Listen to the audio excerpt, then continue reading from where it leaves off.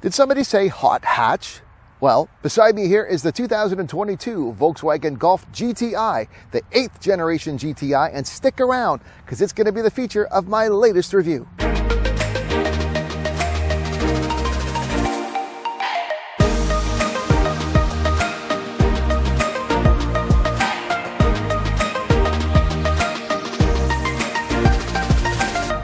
This is the all-new 8th generation GTI for Volkswagen, the GTI 8 as they say. And in terms of a powertrain, you're looking at an all-new engine. It is a 2-liter turbocharged direct injection engine that puts out 241 horsepower and 273 pound-feet of torque.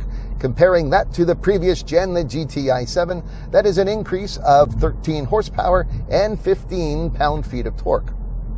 As is typical, you have two options for a transmission. There is a 6-speed manual transmission and there is a 7-speed dual clutch automatic transmission. That is what I am driving with this model here. And it's quick. You're looking at an acceleration time from 0 to 100 kilometers an hour in 6.2 seconds.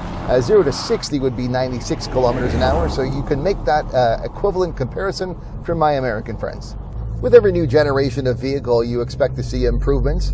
And as this GTI is really a driving-inspired vehicle, they're going to put some effort into improving the overall performance and handling of this GTI 8. There has been a lot of improvements in the running gear. There's a lot of modifications that have been made to increase the overall precision and the driving stability of this vehicle. There have been some changes made to the front suspension, to the springs, to the rear axle, and there's been the addition of some dampening hydraulics. Overall, you're getting an experience that I've really enjoyed driving. I got to admit, I've enjoyed the week I've had and zipping around in this GTI. All GTI trims, regardless of which one you get, have standard driving mode select. There are 4 different modes available. You've got comfort, you have normal, sport, and custom. In custom and sport modes, you have different steering weight and throttle response, more aggressive, of course, for sport and a little less so for comfort. Now, on cars like this with the DSG, the dual clutch transmission, the sport mode will give more aggressive shifts, and I have felt it in sport mode. I've tended to like keeping it in sport mode during my week. And in comfort mode, the shift algorithms, they're optimized to maximize efficiency, and the steering effort lightens a bit. The throttle response is let up a bit, and even if you have it in adaptive cruise control, the acceleration is going to be lowered a bit, so you don't feel that herky-jerkiness if you have to, if the car in front moves ahead and the vehicle accelerates. One thing of note is that this GTI is front-wheel drive. Now, in Canada, that's not always the best thing because we tend to love our all-wheel drive systems. But in the sort of hot hatch rally car category, really that's the domain of the Subaru WRX. However, the WRX in the latest gen has gotten rid of its 5-door, the hatch. So if you still love the hot hatch, then you're probably going to have to accept the fact that there's front-wheel drive. It's not normally a huge issue, but except, in winter conditions, if you are taking it out, this is usually something that people prefer all-wheel drive for. With respect to fuel economy, this 2022 GTI has different combined figures depending on whether you're driving the manual or the automatic. Of course, automatic transmissions are today slightly more fuel efficient. They are better. So the combined fuel economy rating for this dual clutch transmission, the automatic, is 8.3 liters per 100 kilometers.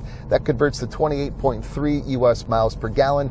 If you were sticking to the 6-speed manual, the Save the Manual crowds, you would have a combined fuel economy rating of 8.5 liters per 100 kilometers or 27.7 US MPG. Not a big difference, but a slight advantage for the DCT automatics in terms of fuel economy with this 2022 GTI.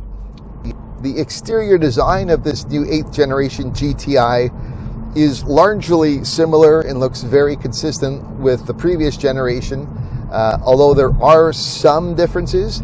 And for me to compare the two, I really have a fortunate situation because my next door neighbor is a proud owner of a 7th generation GTI. And when I asked him, he said he was more than happy to let his vehicle, do side by side so I can shoot some, front, back, sort of lengthwise visuals of his GTI compared to this one. So I can really show you more effectively. Now, technically speaking, This 8th generation GTI is said to be longer, lower, and wider, but the differences are really small. I mean, we're talking like less than half an inch, or just over half an inch in length, about a third of an inch in height, and same in width. So to the naked eye, you're really not going to be able to see it, but there are some, from an engineering perspective, there are some differences in the overall dimensions and proportions. Up front is perhaps where I really think there's a big difference, and it's quite stark in the comparison. With this new 2022, you can take a look at the wide air intakes and that sort of honeycomb grille, which is kind of a throwback to the past, but I really like it. You've also can see some pushed out shoulders on the front. It really gives a kind of a distinctive look to it. I like that, and of course the traditional red strip is on the grille, and it's really a must. I think it's kind of thing that everyone always associates with the GTI. Also, there is an optional light bar underneath the red strip, which really gives the GTI sort of a new light signature. It's quite distinctive from the front, and perhaps where it really is my favorite distinctive feature of the new this new 8th generation is you have these LED lights in the lower front bumper to sort of create these X-shaped fog lights. I really like the look of these fog lights, and they work. It's quite sharp and distinctive.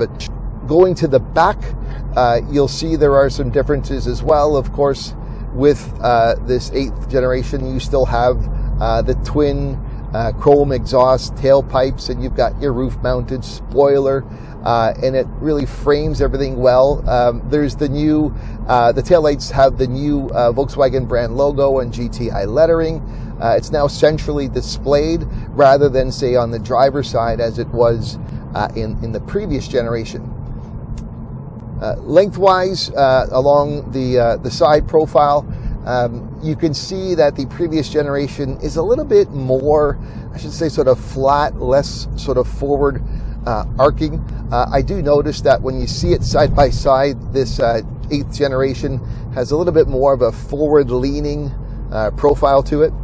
In terms of tires, you've got a wide selection of different tire options. They're 18s or 19s, depends upon the trim that you take. And of course, thankfully, on the wheels you have your trademark red brake calipers. I don't think you could ever get rid of those. Those are, you can see them both, the 7 and the 8, but they're still here. With color schemes, the 2022 GTI now has a total of 7 exterior colors. 5 of them are new. What I'm driving in right now is called the King's Red Metallic. I'm driving this in fall. We're actually in the beginning of November, and the light now this time of year has really been nice for visuals with this color. I've taken some great sort of sunset pictures and in the fog, and it's really a nice color. I like it. I've always been a fan of sedans and hatches, and it's really good to see that there still is a category of vehicles where there seems to be some, dedication on designers and engineers to producing new and exciting models. So we're, the mid-size and full-size sedans are basically, DOA in North America now, but this sort of hot hatch, the small rally car, there's great still vehicles that are coming, and new ones entering as well. I mean, we have obviously the traditionals, this here with the GTI and the WRX, that probably were on its last generation. We've lost the hatch.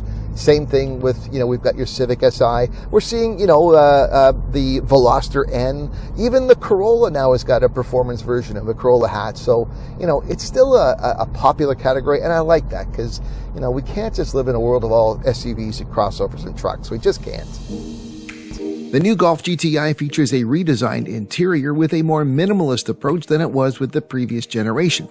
There is 91.9 cubic feet of interior room along with 19.9 cubic feet of luggage space. It's something that seemed a bit smallish to me. You can lower the cargo floor, and the 60/40 seats do fold down to offer up to 34.5 cubic feet of cargo space if necessary, but it still did seem small. Seating up front is comfortable with bolstered seats for good lateral support. My tester came with an optional 8-way power adjustable driver's seat, while adjustments to the passenger seat are limited and manually adjusted. This is a small car, so not surprisingly, the second row seats do not offer a lot of legroom or headroom. If you want more space, move up to a Jetta or hop into one of Volkswagen's SUVs. Standard on all GTI trims is the advanced Volkswagen Digital Cockpit Pro system. It's a fully configurable 10.25-inch display with 3 views and 21 viewing options, including car status, navigation, driving data, phone information, driver assistance features, and more. Models equipped with the Discover Pro infotainment system with navigation are able to display a full-screen map in the digital cluster and simultaneously on the center display. A unique GTI graphics layout for the standard digital cockpit is available and can be opened using the new View button on the steering wheel, which consists of a combination of 3 round instruments. The rev counter with GTI logo in the center, surrounded by 1 round instrument each on the left and right. These can be individually assigned, for instance, to show the engine's boost pressure or the current power output. Ambient lighting is standard on the new GTI and washes the interior with up to 30 different colors, which are selectable and do illuminate the decorative trim in the dash and doors, storage compartments in the doors and center console, as well as the footwells. The digital instruments and infotainment system also take on the selected background color, which I really didn't like as much, but overall the ambient lighting adds rather than detracts or even distracts to the occupants in the interior. What doesn't work, however, is the standard Volkswagen MIB3 touchscreen infotainment systems, which to me was my least favorite part of the entire vehicle. The system displays utilize a capacitive touch sensor, which doesn't require nor give haptic feedback or input. Capacitive touch is similar to what we would use on a smartphone or a tablet, but I don't think this design is effective because it draws your attention away from driving, given that you don't receive feedback to know you're pushing at the right spot. For critical and commonly used controls, I would far prefer actual buttons, given their ease of use and lack of distraction that's required. The volume slider is particularly annoying since it doesn't even illuminate at night. Volkswagen will tell you that the capacitive touch means you only need to direct your finger to the area and slide back and forth to adjust, but it just didn't work with me. I'm also not fond of how I needed to dig into submenus to get to certain common controls like heated seats. Plus, I wish Volkswagen would allow their built-in maps to start at the actual map screen instead of the proximity locator that I never use anyway. Overall, this system needs to be reworked to make it more user-friendly and safer to use, for it was an annoyance for me the entire time I drove the vehicle. While sometimes less can be more, it shouldn't come at the expense of usability.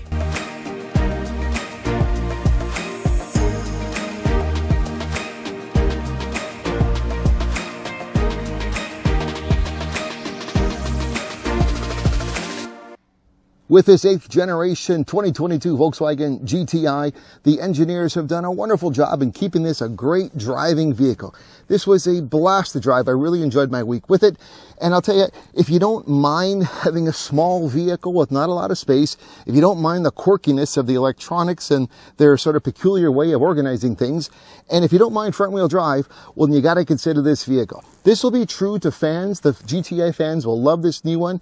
And if you're looking for something new, if you're looking for that kind of car, you want to transition to something new, this might be the one to look at. Now, if you're not subscribed to my channel, please consider doing so.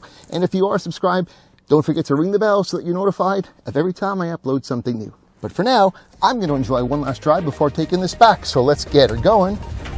Thanks for watching, everyone. I'm Novak. I'll see you next time.